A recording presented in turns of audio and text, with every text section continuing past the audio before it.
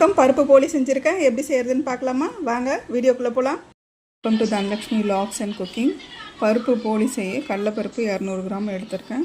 அதில் ஒரு டம்ளர் தண்ணி சேர்த்து 1 மணி நேரம் ஊற வச்சு எடுத்துக்கலாம். இதை கழுவிட்டு ஊற வச்சு வச்சுருங்க. அப்புறம் குக்கரில் ஒரு 3 விசில் விட்டு வேக வச்சு ஆற வச்சுட்டு நெக்ஸ்ட்டு ப்ராசஸ் பார்க்கலாம். கடலைப்பருப்பை குக்கரில் சேர்த்து தேவையான அளவு தண்ணி ஊற்றி வேக வச்சு எடுத்துக்கலாம். 1 கப்பு மைதா மாவு போலி மாவு செய்யறதுக்கு அந்த சப்பாத்தி மாவு பதத்தில் பிசைஞ்சு வச்சுக்கலாம். கொஞ்சம் மஞ்சத்தூள், ஃபுட் கலர் சேர்க்கலை, மஞ்சத்தூள் தான் சேர்க்குறேன்.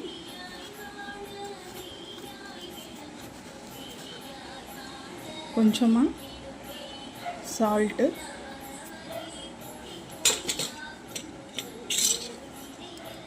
கொஞ்சமாக ஆயில்,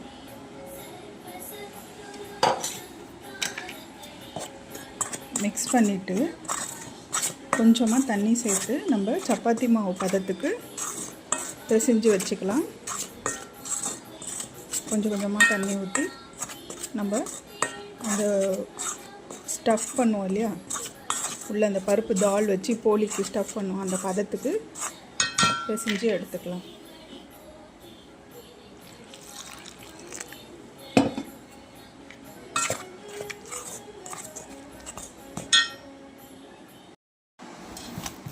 மாவு பிசைஞ்சாச்சு. கொஞ்ச நேரம் ஊறட்டும்.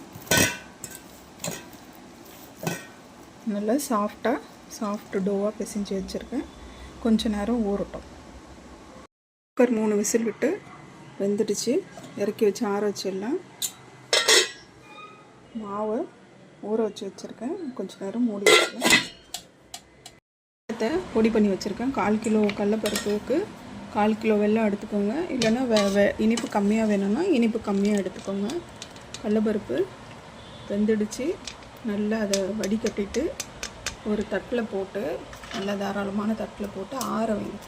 அப்போ தான் அந்த பவுடராக நம்ம மிக்சியில் அரைச்சோன்னா நல்லா உதிரியாக வரும். அது மெல்ட் ஆகி போகாது. நல்லா அந்த பால் நம்ம கரெக்டாக அந்த போலி மாவில் ஸ்டஃப் பண்ணுறதுக்கு கரெக்டாக இருக்கும். நல்லா வெல்லத்தை நல்லா பொடி பண்ணி வச்சுக்கோங்க. இது கூட ஏலக்காய் தூள், ஒரு கல் உப்பு சேர்த்து நம்ம அந்த கடலைப்பருப்பை ஆற வச்சு அதில் சேர்த்து ஒரு பால் மாதிரி உருட்டி மைதா மாவில் வச்சு ஸ்டஃப் பண்ண போகிறோம்.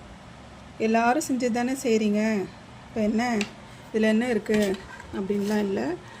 இது தெரியாதவங்க தெரிஞ்சுக்கிட்டோம். ஒவ்வொருத்தரும் ஒரு மெத்தடில் செய்வாங்க. அதை எது ஈஸி மெத்தடோ அதை அவங்க ஃபாலோ பண்ணி எடுத்துக்கலாம். மிக்சியில் அரைச்சி ஆற வச்சது மிக்சியில் அரைச்சி பவுடர் பண்ணி அந்த கடலை மாவை அரைச்சி எடுத்துகிட்டு வந்திருக்கேன். அது கூடவே கொஞ்சம் ஏலக்காய் தூள், ஒரு சிட்டிகை உப்பு, கொஞ்சமாக வெல்லம் சேர்த்து ஒரு பால் மாதிரி ரெடி பண்ணிக்கலாம்.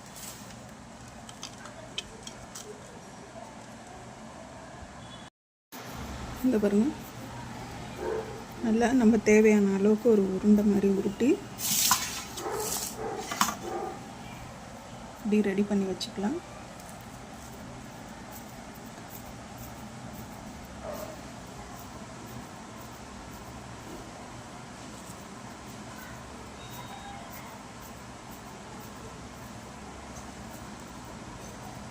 இப்படி மாவு உங்களுக்கு தண்ணி ஆகிடுச்சு, கடலைப்பருப்பு கொஞ்சம் தண்ணி ஆகிடுச்சுன்னா கொஞ்சோண்டு கடலை மாவு மட்டும் ட்ரையாக சேர்த்துக்கோங்க. ரொம்ப அப்படி சப்போஸ் மிஸ் ஆகிடுச்சின்னா உங்களுக்கு தண்ணியாக, இப்போ நீங்கள் தண்ணியெலாம் நல்லா வடிகட்டி எடுத்துட்டிங்கன்னா ஆற வச்சோடனே அந்த மிக்சியில் போட்டோடனே நல்லா அப்படியே உதிரியாக மாவு வந்துடும். அப்படி சப்போஸ் ஈரப்பதம் ஆகிடுச்சின்னா கொஞ்சோண்டு கடலை மாவு வச்சுருந்தீங்கன்னா அந்த கடலை மாவு சேர்த்திங்கன்னா கொஞ்சம் கெட்டிப்படும். கெட்டியானோடனே இந்த மாதிரி பால் நம்ம செஞ்சுக்கலாம், உருட்டி வச்சுக்கலாம். இப்போ ரெடி பண்ணியாச்சா? இதை மாவில் வச்சு நம்ம ஸ்டஃப் பண்ணிவிட்டு தோசைக்கல்லில் போட்டு நெய் ஊற்றி சுட போகிறோம். மைதா மாவு பிசைஞ்சு வச்சாலாம் அதையுமே நம்ம தேவையான அளவுக்கு உருட்டி எடுத்துக்கலாம். இது நம்ம திரட்டவே போகிறதில்ல, சப்பாத்தி கல் வச்சு நம்ம திரட்ட போகிறதில்ல. இப்படி கையிலே வந்து எண்ணெய் தடவி தட்டி விட்டுட்டு இந்த பால் நம்ம கடலப்பருப்பு வெல்லம் சேர்த்து உருட்டி வச்சுருக்கோம்ல இந்த பால் அதில் வச்சிடலாம்.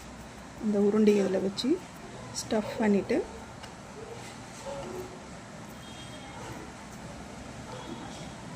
அதை அப்படியே க்ளோஸ் பண்ணிடலாம். வெளியில் வராத அளவுக்கு அது வந்து க்ளோஸ் பண்ணிவிட்டு திருப்பிட்டு மறுபடியும் எண்ணெயை மேலே தடவி அப்படியே தட்டிக்கிட்டே இருக்கும். நம்ம வேணுன்ற சைஸுக்கு மெலிசாகவும் கனமாகவும் தட்டிக்கலாம். இப்படியே ஒன்று ஒன்றா தேவையான அளவுக்கு ரெடி பண்ணி வச்சிடலாம். பிடிச்சிருந்தா லைக் பண்ணுங்கள், சப்ஸ்கிரைப் பண்ணுங்கள், கமெண்ட் பண்ணுங்கள். எல்லாத்துலேயுமே எஃபெக்ட் போடாமல் செய்ய முடியாது. எல்லாத்துலேயும் எஃபெக்ட் போட்டு தான் செஞ்சுருக்கோம். உங்களுக்கு பிடிச்சிருந்தா லைக் பண்ணுங்கள், கமெண்ட் பண்ணுங்கள், சப்ஸ்கிரைப் பண்ணுங்கள். தோசைக்கல் சூடானது கொஞ்சமாக நெய் சேர்த்துக்கோங்க. நம்ம இந்த போலி இது ரெடி பண்ணி வச்சுருக்கிறத இதில் சேர்த்து 2 பக்கமும் ரோஸ்ட் பண்ணி எடுத்துக்கலாம். முடிஞ்சவங்க ட்ரை பண்ணுங்கள், முடியாதவங்க, குழந்தை வச்சுருக்கவங்க, உடம்பு முடியாதவங்கலாம் கஷ்டம்தான். இருந்தாலும் உங்களுக்கு பிடிச்சிருந்தா நீங்கள் லைக் பண்ணுங்கள், சப்ஸ்கிரைப் பண்ணுங்கள். Thank you all. திருப்பி போட்டு மறுபடியும் கொஞ்சமாக நெய் விட்டு செவக்கோட்டு எடுத்துக்கலாம். 2 பக்கமும் நல்லா செவக்கோட்டு எடுத்துடலாம்.